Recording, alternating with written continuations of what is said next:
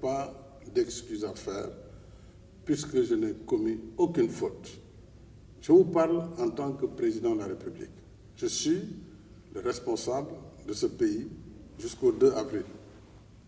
Toutes les actions qui ont été posées l'ont été dans le cadre de la loi et du règlement. Aucune institution juridique ou judiciaire du Sénégal n'a remis en cause ou mis en doute la sincérité des actions qui ont été posées. Le débat est mal posé. Ce n'est pas une affaire de pardon, ce n'est pas une affaire d'apologie ou pas apologie. Il faut voir qu'est-ce qui s'est passé. S'il n'y avait pas eu de contestation sur le processus des élections, sur les candidatures, il n'y aurait pas eu tout ce débat par la suite.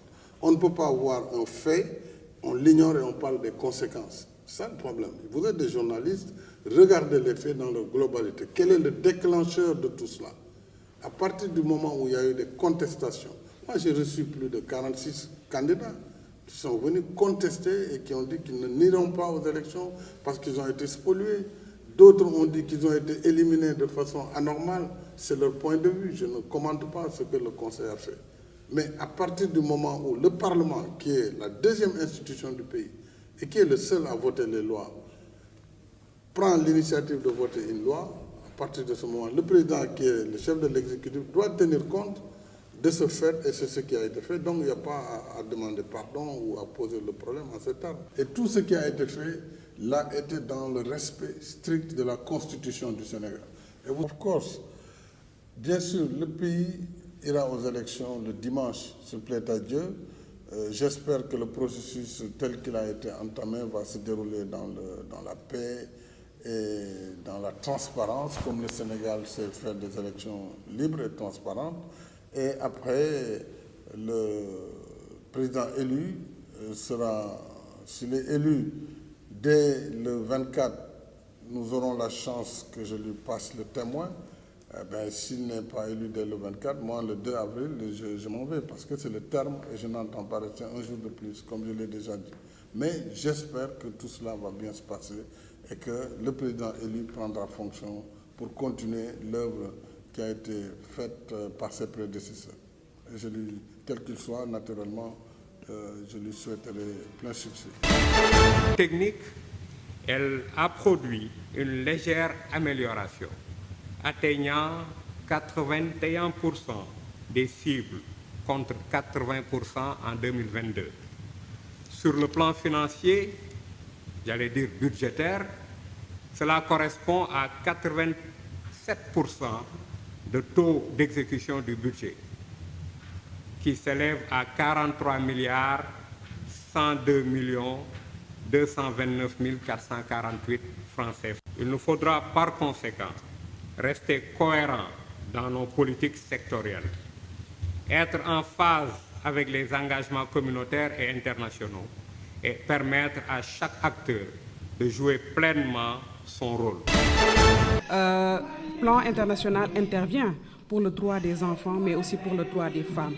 Et aujourd'hui, on a vu vraiment une disparité par rapport au code de la famille qui ne consacre pas la puissance maternelle pour les enfants. Et nous savons également que le fait de ne pas octroyer cette puissance au profit de la femme peut impacter de manière significative sur la santé des enfants, sur le bien-être de l'enfant.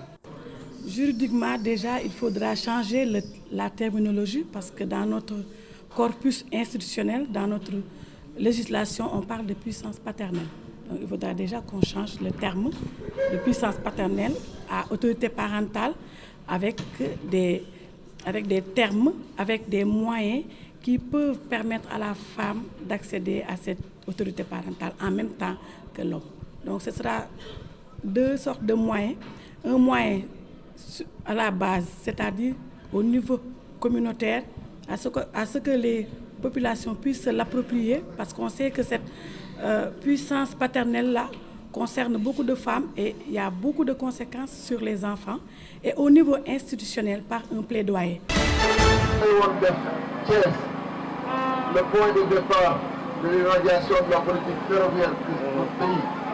Nous devons faire comme le hub maritime qui permet au Sénégal de pouvoir concurrencer d'autres pays qui s'ouvrent maintenant à la destination malienne. Ce port-là, son intérêt, c'est de pouvoir rendre le Sénégal attractif, mais surtout de créer une attractivité économique dans la région de Kaolack.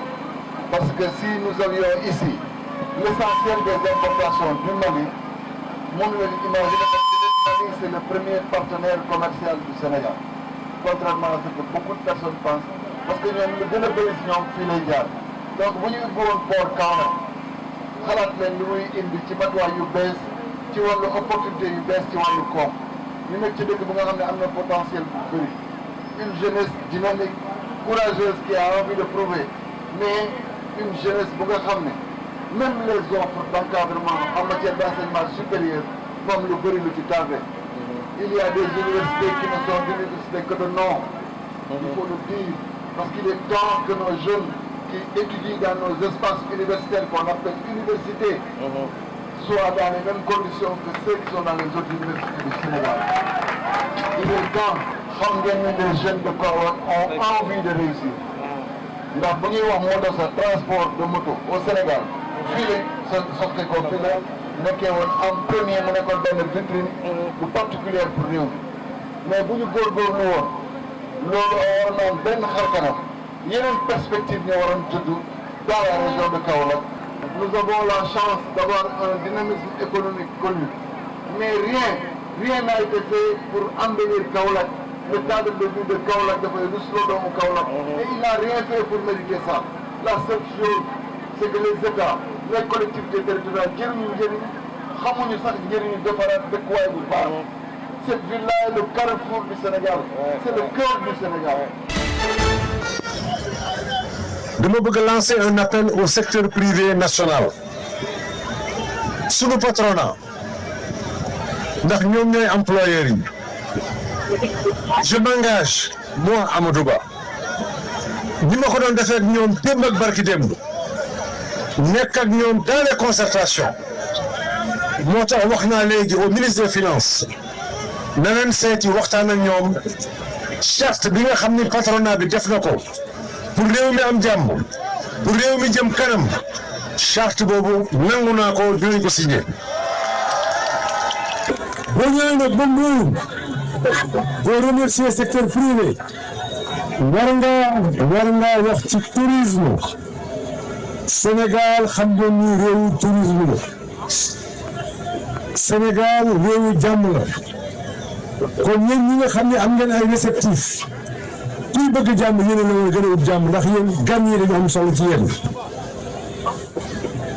dinañu renforcer le crédit hôtelier fexe ba tous nos hôtels nekk aux normes dinañu gën a xeex fii ci Mbour ci avancé géej gi parce que xam nañ ni li géej gi di jëm kanam di nekk ci suuf si am na lu mu yàq am na lu mu wàññi ci tourisme bi kooku pêcheurs yi am na un programme spécial bu weesoo subventionné moteurs yi utal leen ay gaal yu mucc ayib utal leen ay instruments de sécurité comme ay gilet mais ñoom seen bopp dina am lu ñu def ci ñoom en termes d'assurance pour seen matériel mais aussi pour seen bakkan ak seen njaboot. jëloon nañu engagement ci grande mosquée bi Inch'Allah la grande mosquée de Mbour tout comme la cathédrale de Mbour wax na cardinal bi j'ai pris des engagements dans le cadre du programme de modernisation des villes et des cités religieuses. La grande mosquée de Mbour et la cathédrale de Mbour seront construites intégralement pour l'État. Nous nous sommes rassemblés et que nous vous avons invités ici. Elle a démarré depuis le 13 mars et durera jusqu'au 23 mars, veille de la tenue de l'élection présidentielle. Ce faisant, nous sommes au cœur de la mission de Justice et Paix, qui se veut une organisation d'éducation et de conscientisation qui interpelle les citoyens, les acteurs éducatifs et les responsables politiques sur les situations d'injustice et de conflit, bref, sur tout ce qui est lié au vivre ensemble, à la démocratie, à la participation citoyenne. Parce que la jeunesse est généralement protagoniste des situations de violence, mais de même, il en est souvent aussi la principale victime. La jeunesse n'est pas toujours dans sa frange la plus importante, au rendez-vous de l'exercice de son devoir citoyen. C'est pour cela qu'à travers le digital, nous avons voulu que les jeunes soient les acteurs principaux de ces appels à l'exercice d'une conscience citoyenne et au rejet de toute violence, de toute forme de violence.